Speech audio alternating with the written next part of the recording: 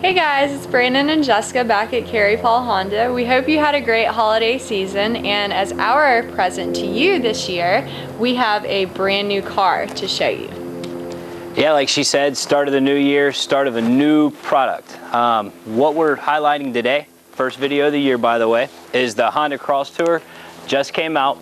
The market is really turning as far as SUV sales. In 2010, 3 out of 4 or every 4 SUV is projected to be, or 3 out of 4 SUV sales is projected to be a crossover sale, instead of the other 25% being your traditional SUV. So that's why that's the market that Honda is really trying to keep up with and market to, which that is why they came out with the Crosstour. What I'm going to do is I'm going to go over some of it's an Accord Crosstour, so there's some similarities between this and the Accord, but also there's some big differences, just because obviously this being a crossover and the Accord is just a regular sedan. So you ready to take a look? Sure, let's go. Starting from the back, obviously first thing you're going to notice about the vehicle is that it's a hatchback. Okay, hatchback has not been around in Honda for a very long time, and it was very popular actually last time it was out. So one thing you're going to notice the difference is space. First thing you'll notice here, when you're obviously if you have a hatchback, you're going to be loading things in and out of the trunk. Like for example, suitcases if you ever travel, golf clubs if you play golf, I play golf, etc. So there's a skid plate here, so the plastic doesn't get scratched. Also, Jessica, do you have children? I do not. You do not? No. Are you planning on having children eventually? Yes, at some point. Okay. Well, if you do, or do you ever carry anything that has dirt on it or load it in the back? If you would. Are you saying my children would be dirty? No. Even though they would probably fit back here. Yeah, definitely. When you go snowboarding and skiing, if you have a surfboard, if you're coastal, you definitely would not want that carpet on it. So what's the solution with that? All right, the solution to that is the back here, you can have it to where the whole interior of the back is carpet. Also, if you have, again, something that's going to be shedding dirt or something like that, you flip it over and there's actually a plastic portion here, and then the sides also flip-flop here.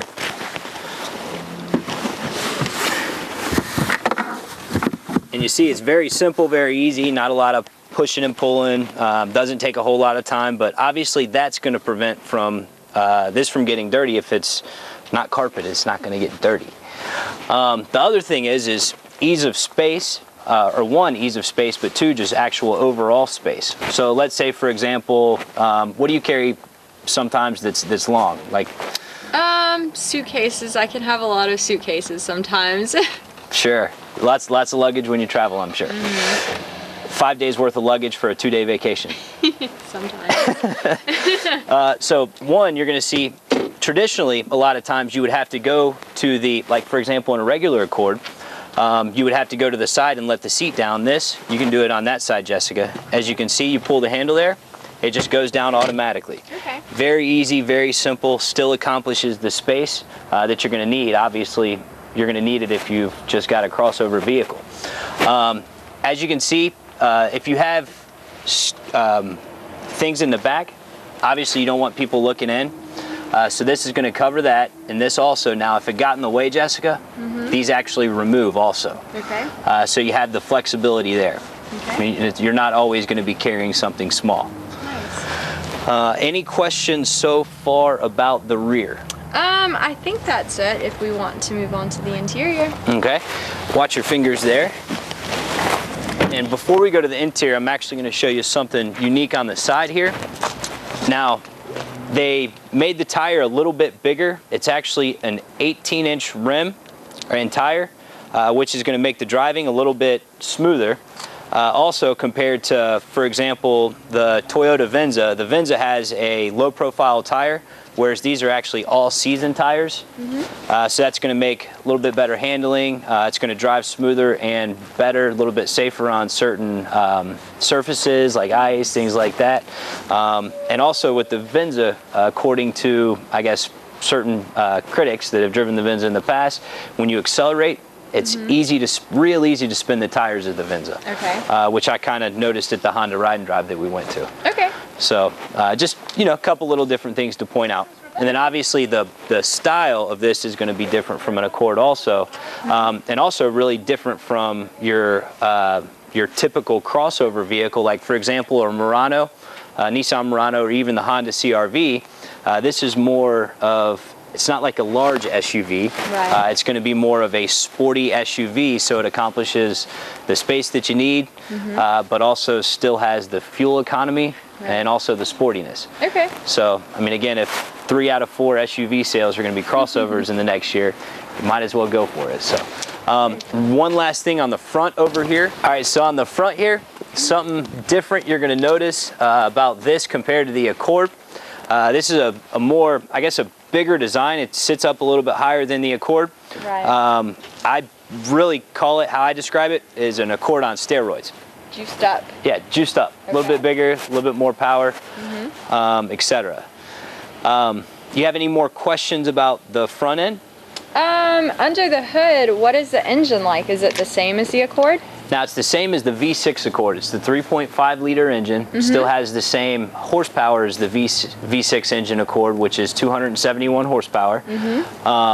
So it's going to be comparable to that. Now, the drive is going to be different because this has a different suspension. Okay. It's a multi-link rear suspension. All right, and so basically what that does is that when you're driving, it keeps more of the tire surfaces, like when you're turning, on the ground and on the road. Okay. So it's going to make for, I guess, better for performance going in and out of turns, traction, etc. So, so this is actually going to drive a good bit different from the Accord. Okay. So you'll notice that when we take a drive. And I'm sure one question that some users may have is, it does come in a manual, correct? It does not. It does not? Right. Okay. Now, it does come in 4-wheel drive. Oh, wow. Which, for example, I guess some Subarus come in all-wheel drive, and that's a big concern for people, obviously, up north that need traction or the 4-wheel drive. This disc does come in that, so. Okay. Very cool. Well, let's move on to the interior. Perfect. All right, Jessica, now that you're on the inside of the car, do me a favor, go ahead and start it up. Okay. All right, now what I want you to do is put it in reverse and then pay attention to the mirror. Okay. All right, so you see how it tilts?